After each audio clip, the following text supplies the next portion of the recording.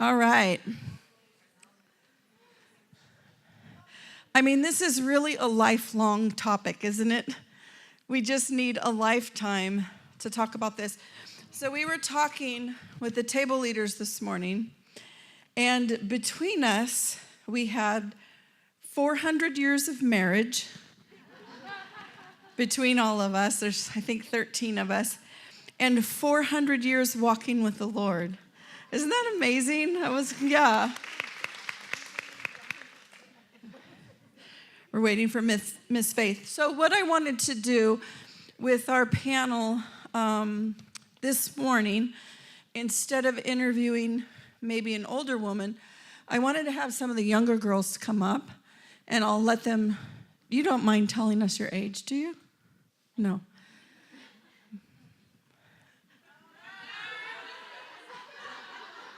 That's like true millennial right there. Do I need to say anything else? I was like, nailed it. Yeah, we're done now. Okay, so I'm going to introduce them, and then I want you guys to ask questions. But I want to hear. I want to know. What I want is the conversation to start, because I want to hear what they're thinking, what they see as the difference in our generation, their generation versus some of the generations that have gone before. What maybe they think about being mentored, and who they want to mentor them. And then I want you guys to be asking some questions too. So start with Krista there. And why don't you guys just tell us a little bit, tell us if you're married, how long you've been walking with the Lord, your age. La, la, la. Hi, my name is Krista. I am 32 years old. I have been walking with the Lord since I was 10, and I am married, and I've been married 4 years. Hello, my name is Brittany. I am 27, and I have been walking with the Lord since I was about 21 or 22. I'm prepared. Hi, I'm Jessica. I am 33. I have to think about it. See, I'm a senior millennial. Like I'm on the brim there. Oh, thank you. I am married. I'll be married 7 years this year, and I have a 5-year-old and a 3-year-old. So pray for me. Was that? Oh, and I've been walking with the Lord since I was 19. Hi, my name's Faith. I'm 28 years old. I've been saved all my life because my parents are awesome. But I started walking with the Lord when I was 10, like really walking with him. And I've been married for a little over 2 years, and it's been awesome. Oh, yes, and I'm not married. We're pretty sure she's going to get married or have to go to Africa and be a missionary, right? That's just, yeah. Pray for me. But we'll come visit you. Okay. They all say that. They all say that. Does anyone, just start off the questions. If you have questions, stand up, and Gloria will run over to the microphone with you. And while I knew there was going to be one right off the bat. I don't want to stand up, but one of the things that came up at our table is that this generation seems to think that the roles in marriage and motherhood are not delineated like they were when we grew up. In other words, mom took care of the children in the home and those responsibilities, and dad went to work and was the provider and everything. Now it seems that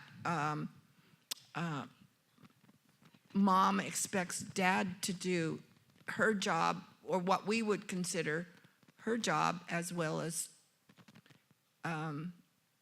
taking care of those other responsibilities.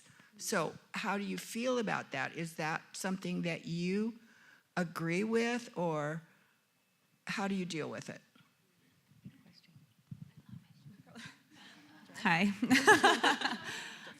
It's funny, we were just talking about this at our table because we are a part of this generation of women that have that sense of independence is like a major thing. I know in my home, my mom raised me to be independent, and that she worked full time, and I didn't need any kind of man to fulfill, any kind of need that I had. And so I really did struggle with that early on with my husband when we were dating, because I did feel like I could do it all and achieve everything, and what's a man going to bring to the table and all of that. But I think the Lord really turned my way of thinking when it came to being married and my husband and learning what that looked like. Like, I didn't know what that looked like, to be a wife and to submit to him and be the homemaker. And I still struggle. Like, my house is a mess half the time. And that's partially because I have small children and we are busy and whatever, but partially because I think other things are more important when they're not. My home is number one, and my spouse is number one aside from the Lord, and then my children. So I think it's just been a learning process. So I do desire that, but then there's that part of me that fights it too, because I was raised differently than that, Anybody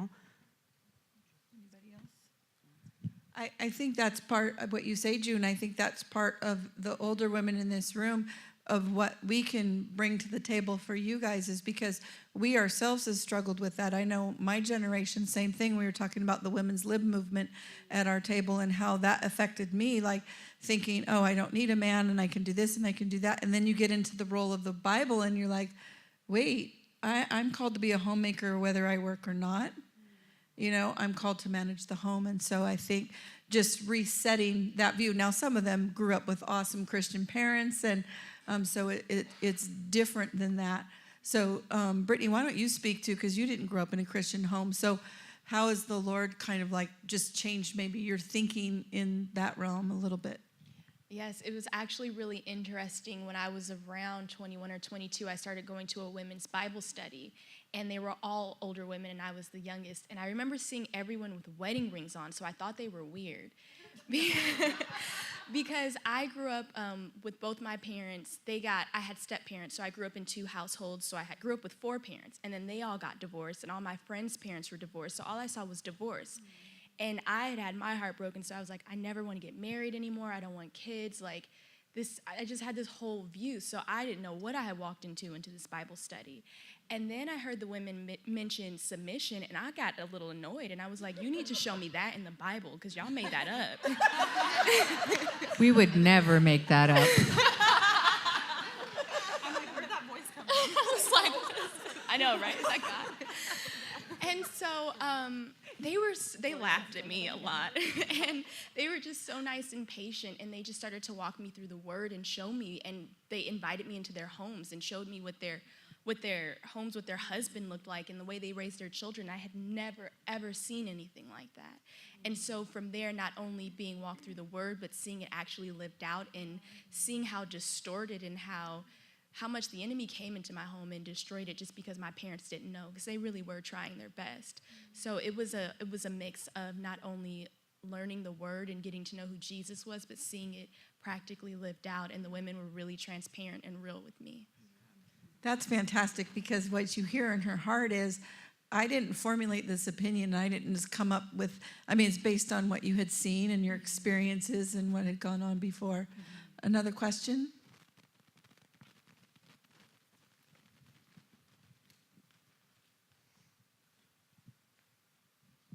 Okay, you beautiful ladies are kind of like the pioneers or the frontiers of social media, okay?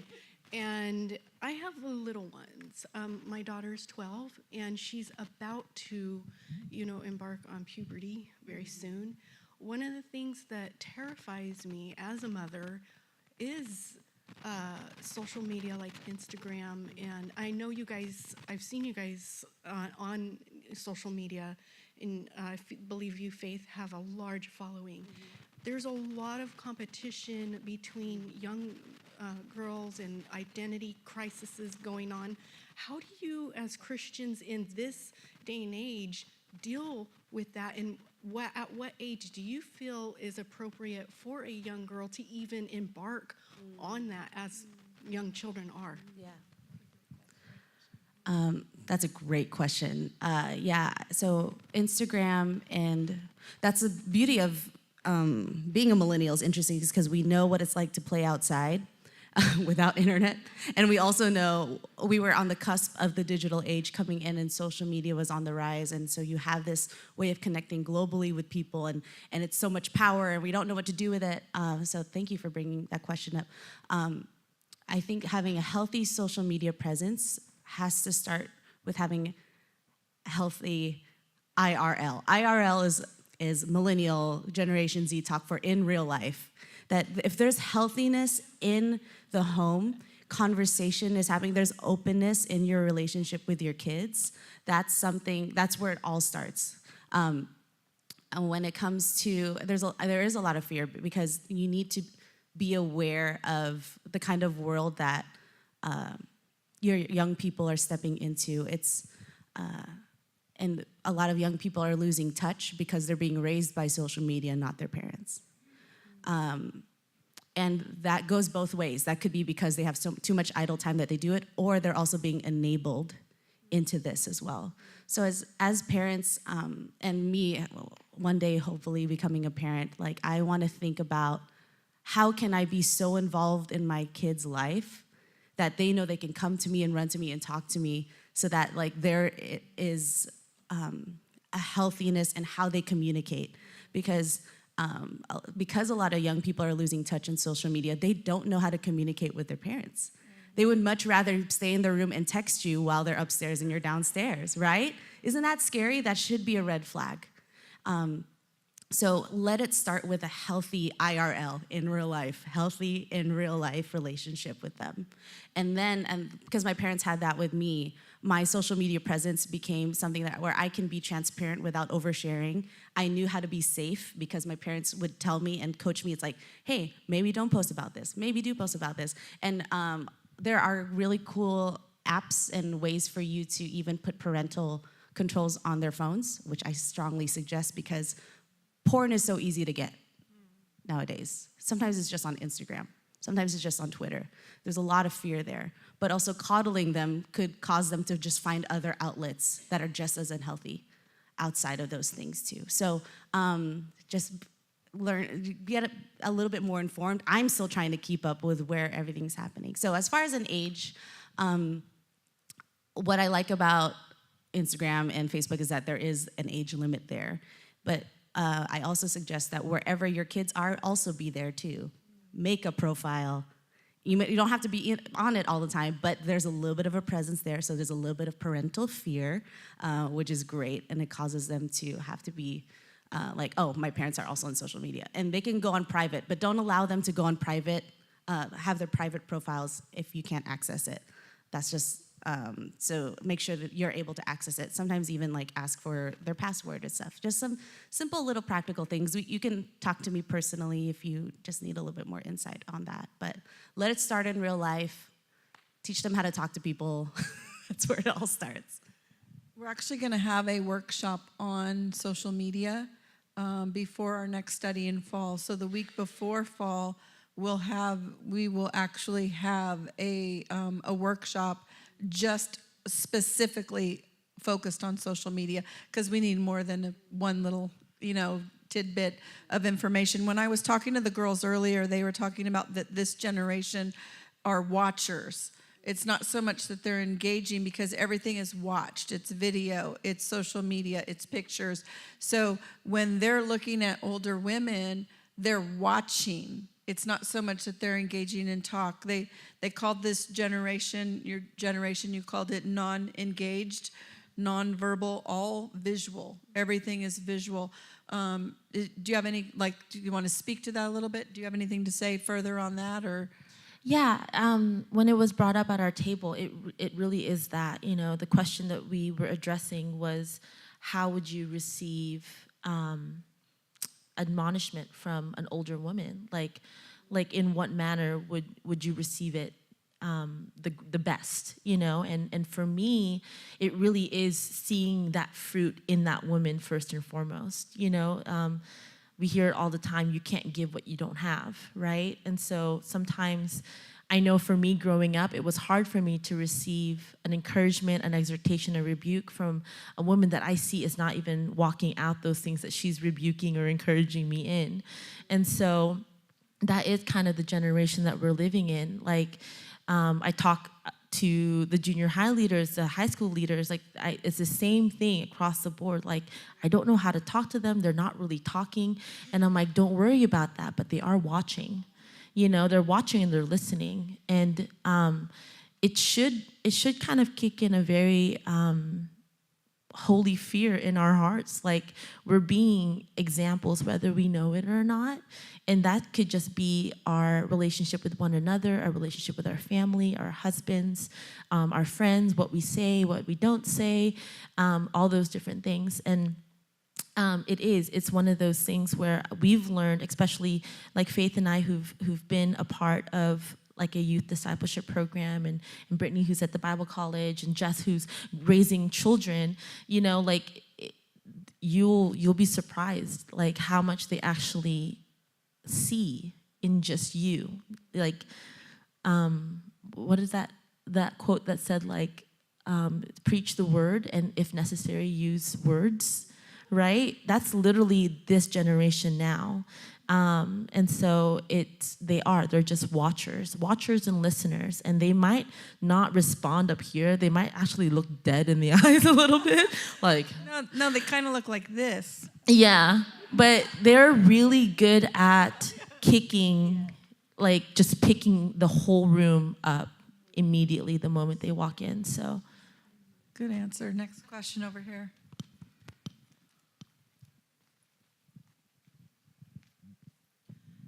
I was just going to ask, kind of following on the meeting that's coming up about the sex ed and how our world is so sexualized.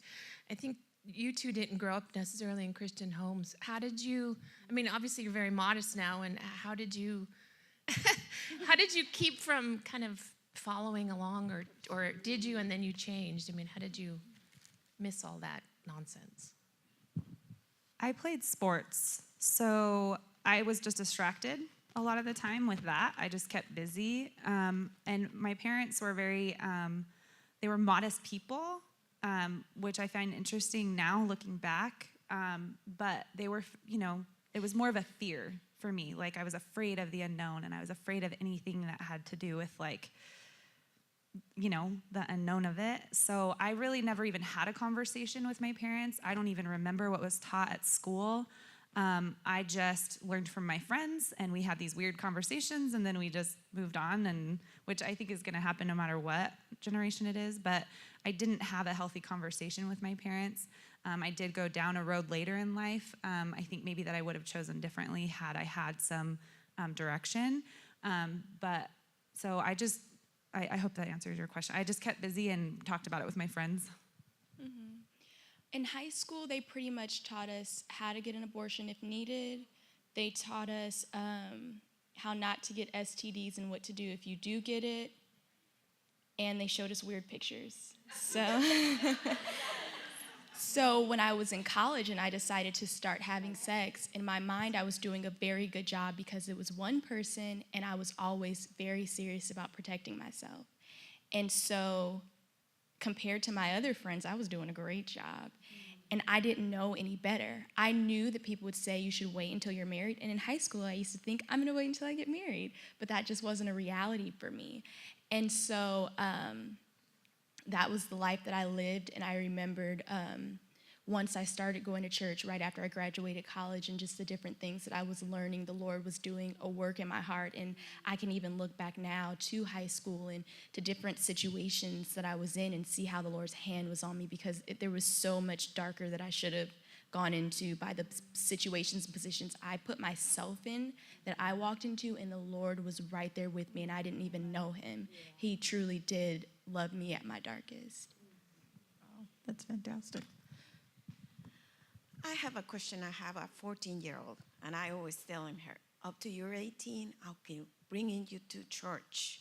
How do you keep those kids when they are 18? What advice do you give so that they get encouraged to keep going to school? Is it good to be pushy parents and tell them, and keep telling them, come to church with us, come to church with us? Because that's what I see when they turn 18, is when they just choose not to come to church. And for you, Brittany, when you're talking about going to college, was this a secular college? Because, I have family that this boy was really devoted to God. He went to a secular university, and he's way on the other side because all the subjects. So it's scary for kids, young kids out there. Oh, that's loud. I'm sorry. S- yeah, to answer the first part of your question, after the whole 18, right? The statistics are so scary because they say 56 or 58% of church kids walk away from the Lord after they graduate high school, which is staggering. Honestly, I know for me, I'm a result of a woman pouring into me and giving me ownership in ministry. And that's what kept me in church. That's what kept me in fellowship. That's what molded my mind to ministry. Like this woman, I was 17 when I started getting discipled by her, and she was 24, 25. And the first thing she did was she wanted to know what my life looked like. And after that, we were just in youth group together. She's one of my leaders. And then she started to see things in me and then started to trust me with ministry, whether that be setting up tables for our youth group or coming alongside her as she led prayer or whatever. And that kept me in church, honestly, was when my church became my church. Not my parents' church, it became my church where I felt like I was a part of the body and I was functioning as a member. A lot of the times is the reason why they walk away is we have currently, even now I'm sure, we have members of the body that is inactive. Think of our body right now. If we had an inactive member of our body, so we'd be sick. We'd be, we'd be broken. If we broke a toe, for instance, we'd be in crutches. And it's the same thing. There's young women, young men in our church right now that may not have been given the opportunity yet, and they're an inactive member of the body, and so they'll exit the body because they're they don't need me, And so I think that's honestly a big part of it. And I went to a university that was Christian. It might as well have been secular, to be honest with you. And the reason why I remained with the Lord was that upbringing. The upbringing in ministry, the upbringing in church, knowing that my church family was my family and they got my back, and I knew to a certain extent it was I'm representing Christ and I'm representing my church body as I'm here as a college student. And that's honestly, I can't think, besides the Lord's grace and his faithfulness in my life, that's what kept me grounded. Because of the testimony of my parents, I had no excuse to walk away from the Lord. I had no good excuse to walk away from the Lord. Because my mom, I'm gonna cry because she's awesome. Because of my mom and my dad, though they had full-time jobs outside of church, fully involved in their community, they served in church. They volunteered. They were never paid once. My parents have never been in vocational ministry, but they served the Lord full-time. They discipled people. All my life, I saw them in ministry. My mom would bring me to her worship team practice, and I'd just sleep in the sound booth. I'm like, why am I here? But I'm watching, I guess the kids sleeping in the sound booth. I'm watching my parents serve the Lord. Not just telling me to go to church, but they'll bring me to church. They'll drag me to church. But they will show me the joy of serving God. So let that be, if there's fear in you about pushing your kids, push them. Push them. Bring them, but also show them. Show them the joy of loving Jesus. Show them the joy of serving Jesus. There's a few things that we do as a church strategically.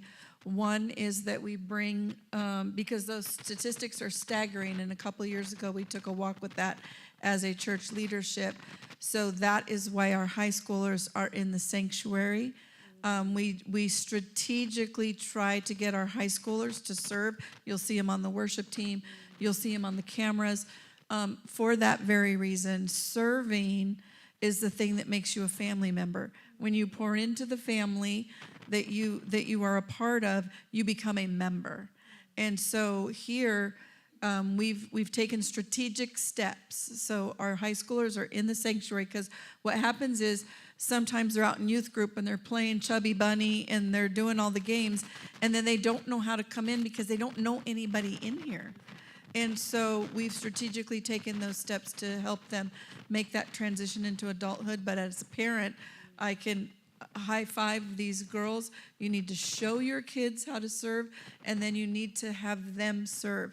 We went to our kids early on, even 10 years old, and said, okay, this year we want you to pray and find out where you're going to serve in the church, because you're going to give back to the family that you're taking from.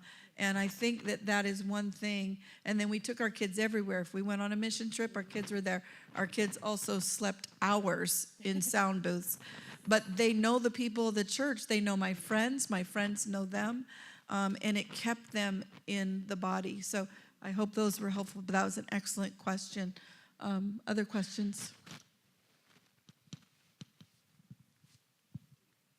It's a little bit hard to ask, but I know that we have like formalized mentor programs and that kind of thing, and I think maybe at least a couple of you have come in, like as we joined, had cross culture come over and all that, and just kind of wanting to know what your feel has been for even in the informal fellowship with women that are older. Have you sensed it being open, and what can, I hate to say do better, but where do we need to let the Lord take us in that, so that, because I know, I mean, in our time here, I know I have a good feel for what the heart of the church is. It's open arms, but sometimes we don't always know how to do that, and what can we do better, I guess? Feed us. We're broke. Just kidding. No, but seriously, I remember one of the coolest things when we first started, the merge first happened, Pastor Darius, and I call Ate Emily, Ate M, Darius's wife, M, invited us over for dinner. And because they're Filipino, we're like, oh, this is normal. But then we realized, like, oh, you tricked us into discipleship, you know? So invite us over for dinner, or go out to coffee with us. Food is just a great way to get to millennials nowadays, because we stress eat a lot. So if we can stress eat with you and you just pour into us, that would be so nice and so helpful. And it doesn't have to be like a thing we sign up for at the Connect kiosk. Just invite us on a Sunday and like, where are you gonna go? What are you doing after? Oh, you wanna go out to lunch? Just some simple stuff like that. Just honestly, be yourself. Yes. Like, it is the most awkward thing, and I mean this in the most loving way, for seasoned women to pretend that they're my age. I'm like, stop. There's a reason why we love, just honestly, like I like love the women that are in this room just as you are. And that's like even people who are younger than me, like high schoolers, they'll say the same thing. Like, just be, to me, like stop talking like us. Like, I know you don't know your link. Like, I get it. But it really is, like, there's such a... I have an IRL. In real life, just be you, because the Lord will, as your heart and your prayer to the Lord is that, if that is really your desire, the Lord will you will attract someone, because they're on the same end. Honestly, they're just like, I need this, this pillar, this woman, this wisdom, and the Lord will just make it happen. Like, he'll ordain those things. But as you being you, amazing women who have walked faithfully with the Lord for years, like, that is what we need. And as we see genuinity in that and authenticity in that, like, it's a done deal. Jessica has something to say, but then Brittany, I want maybe you to talk too, because a lot of times we think as mentors, like, we're just waiting for someone to come and say, oh, will you mentor me? But maybe you could talk to how we can reach out to you as well. But yeah. Well, I was actually gonna say that, because I desire to have that mentorship. I desire older women in my life, seasoned women in my life. It's like having little ones. It's like you feel like you're kind of drowning and you're in this alone and you don't know what you're doing. And, and so to have that guidance from somebody who's been there and who has had a relationship with the Lord for so long, Faith, I think, hit it, like, just inviting someone to lunch, like, just inviting someone to coffee, because I do get like that, where I'm like, I'm not going to go up to some seasoned woman and be like, can you mentor me? Like, yeah, like, I need help. And, because I do have this mentality of like, oh, she's really busy, like she probably doesn't have time, they have so many things going on. And so I think it would be really helpful, can we have coffee sometime? Can we just have a conversation and just get to know one another and see where you're at? So.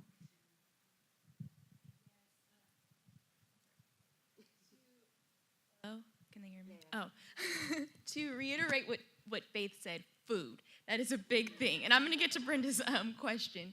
But I remember, because I know the secret, and I tell my friends at the Bible college, you don't need to go to young adults. We have that all the time at the Bible college. Go to the grown-up ladies. They have food.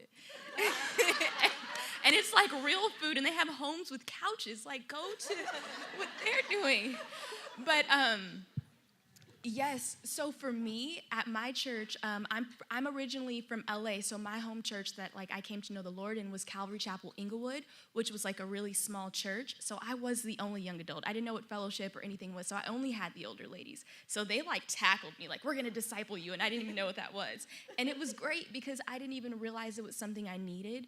And I think a lot of the young adult women, they just try to look for where they're supposed to be, and they think I'm supposed to be in young adults. So I've mentioned my other home church is Calvary Chapel South Bay, and I've mentioned to just church leaders that I would recommend some type of merge between the young adult women ministry and the women's ministry where they come together, and it's kind of like a discipleship program of a sort, and then the young adult women merge with the high school, and as they're learned through the TITUS 2, they're pouring in, and then there's always this bridge so that after high school, the girls know where to go. You go into the young adults and you get poured in, so just kind of a flow. I would strongly recommend that because a lot of young girls don't even know really what discipleship is. They don't really know how important it, or what they don't know. So. Yeah, good questions. Okay, we'll take one more, and then we got to get going. Yeah, I just want to ask Brittany, how did you get to the church? That boyfriend in college I was fornicating with. So, you asked, they're going to answer. You did, and I'm going to be real. That's another thing. I really appreciated the older, and I'm going to answer your question. I really appreciated the older women being real with me, not just being these perfect Christian ladies, because I was not a perfect anything. I was a hot mess ministries, and so that was what I was. And so I really needed them to be real with me, where they were before and where they are now, and they would even tell me some things that were struggles in their marriage when they first got married, not bashing their husbands, but they were just real. This isn't a perfect thing, But so I always believed that Jesus was my Lord and Savior because God, like I said, God's hand has been on me since I was really little. I was between the ages of 3 and 4, and I had this really elderly woman as my babysitter. And nothing came out of her mouth but Jesus, and it used to annoy me because my mom was 21, and she would kind of let me watch what I wanted. She would tell me, if anybody curses on the TV, we're turning it off, and she was just always singing these songs to me. But I realize now when I struggle, there's this song she would sing to me, and to this day, I sing it to the Lord. And so I always believed. He's got the whole world in his hands. And literally when I'm overwhelmed and I'm things are not going right, I can remember that the Lord has got the whole world in his hands. And it's something so small, but that's never left me. Anyway, so that was only for a short period in my life. So I always believed, but no one ever gave me a Bible. I didn't know you're supposed to read the Bible. My mom gave me one, but it was decoration in the house. And we'd go to church for holidays. However, when I was in college, that boyfriend at the time, his parents were going to Calvary Chapel Inglewood. It was a new church plant. It had been around for about a year, and they just invited me. And I had gone to church with my friends, just visiting churches just because we wanted to do something. And after visiting about 10 different churches prior, I went to that one. And I was like, I don't know what it is about this place, but this is it. And I never left. And he went maybe twice and never again, but I continued to go. And I got discipled, and I went to the women's ministry, and they tackled me, and here I am. That's amazing. God's like, you're done with this girl, but I'm going to have you drop her off at church before you get on out of her life. Thank these girls. Aren't they going to change the world? Thank you, guys.